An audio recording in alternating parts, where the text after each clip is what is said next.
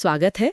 आज हम वेदांत दर्शन की गलियों में एक बहुत ही दिलचस्प शब्द के पीछे चलते हैं, वैश्वानर। जी, वैश्वानर। उपनिषदों और दूसरे आध्यात्मिक ग्रंथों में ये शब्द मतलब बार बार आता है, पर इसका असल मतलब क्या है? क्या ये सिर्फ हमारी देखी सुनी आग है या फिर इसका कोई और ज्यादा गहरा मतलब है? बिल्कुल सही सवाल उठाया आपने। देखिए, वैश्वानर शब्द का प्रयोग कई तरह से हुआ है, जैसे यज्ञ की भौतिक अग्नि है ना। हाँ, हवन की अग्नि। या फिर हमारे पेट की जो पाचन अग्नि है, जठर अग्नि। जी। यहाँ तक कि सूर्य या बिजली के लिए भी ये शब्द आया है।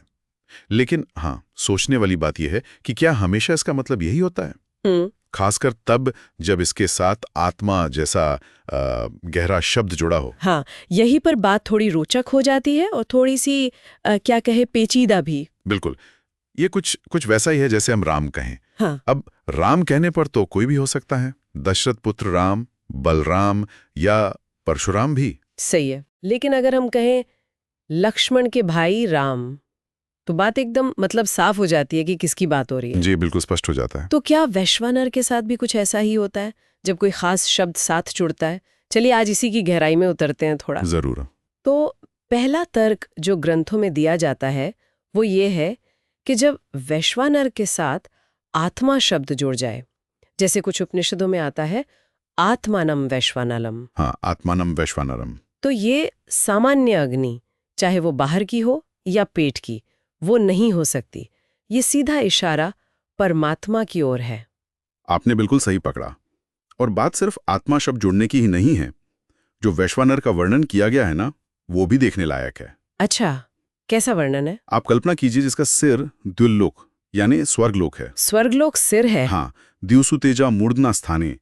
सूर्य और चंद्रमा जिसकी आंखें हैं, वायु जिसका प्राण है, आकाश जिसका शरीर है और पृथ्वी जिसके पैर हैं। पृथ्वी पादस्थाने। अरे ये तो बहुत ही विराट वर्णन है ना?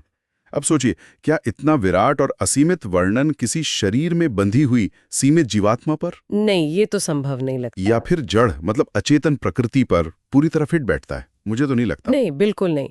ये स्वरूप इतना असीमित है कि ये तो शायद केवल परमात्मा पर ही संभव हो। हाँ, बिल्कुल, लगता तो यही है। अच्छा, तो ये वर्णन ही अपने आप में एक बड़ा संकेत है। हाँ। आपने प्रकृति का जिक्र किया, एक तर्क वो उपादान कारण और अंगी का भी आता है ना? वो क्या है? जैसे सोना और गहने वाला उदाहरण। हाँ। देखिए, सोना जो है वो गहने का उपादान कारण है, मतलब वो मूल चीज जिससे गहना बना। जी, कच्चा माल। हाँ, एक तरह से। लेकिन सोना खुद अंगी नहीं है। अंगी तो गहना है जिसका अपना एक आकार है, एक डिजाइन है, एक पहचान है। अच्छा। उसी तरह जड़ प्रकृति, वो सूर्य चंद्रमा पृथ्वी वगैरह का उपादान कारण तो हो सकती है, लेकिन इन सब का अंगी नहीं हो सकती। अंगी मतलब वो चेतन सत्ता जिसमें ये सब अंग की तरह समाये हों। बिल्कुल, वो प्रकृति नहीं हो सकती क्योंकि वो तो जड़ है। तो फिर अगर ये विराट रूप न जीवात्मा पर घटता है न जड़ प्रकृति पर, तो फिर बचा कौन?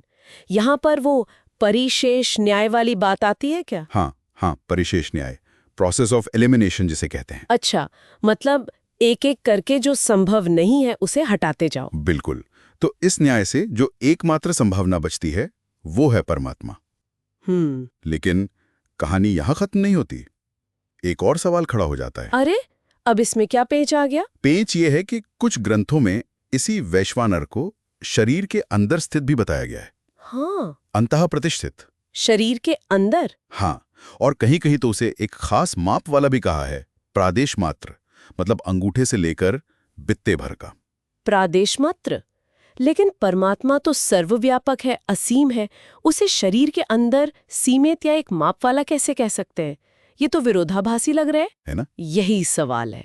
एक तरफ वो विराट रूप द्योलोक सिर वाला और दूसरी तरफ शरीर के अंदर एक निश्चित माप वाला। हाँ, ये तो वाकई सोचने वाली बात है।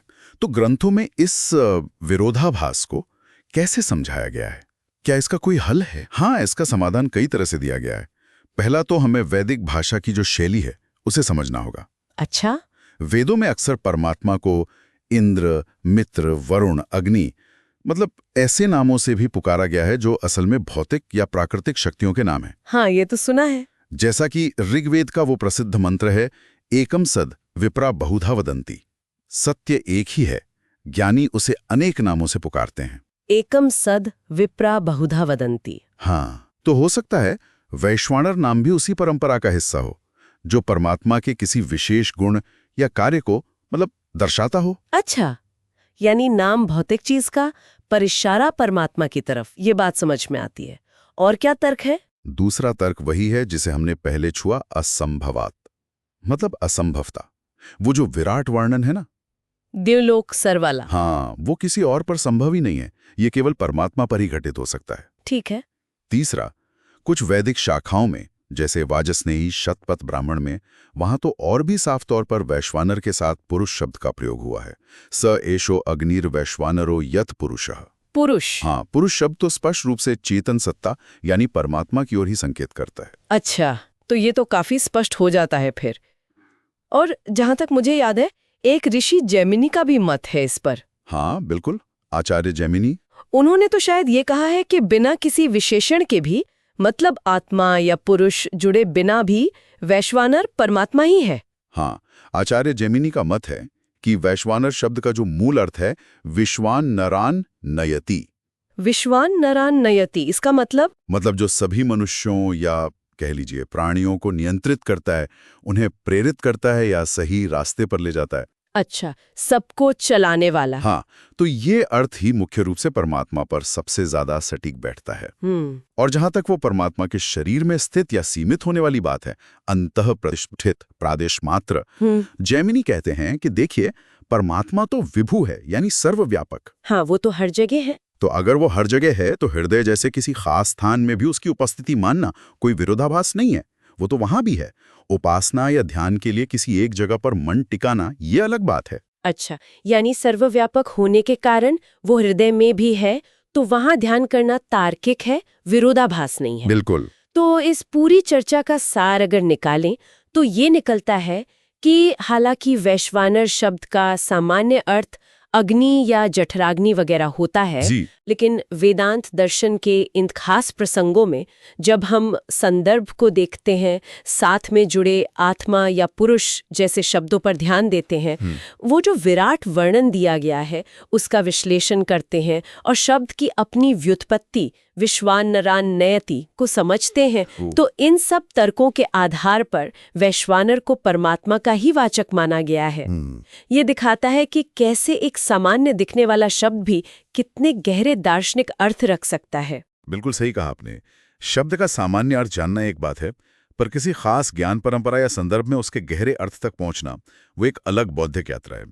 यहाँ संदर्भ ही निर्णायक है। तो चलिए आज की इस दिलचस्प बातचीत को यहीं रोकते हैं, लेकिन श्रोताओं के लिए एक विचार छोड़ जाते हैं। जरूर। अगर परमात्मा सर्वव्यापक है, हर कण में है, हर जगह मौजूद है, तो फिर ध्यान या उपासना के लिए ग्रंथों में उसे अक्सर हृदय जैसे किसी एक विशेष स्थान पर अनुभव करने या खोजने का निर्देश क्यों दिया जाता है?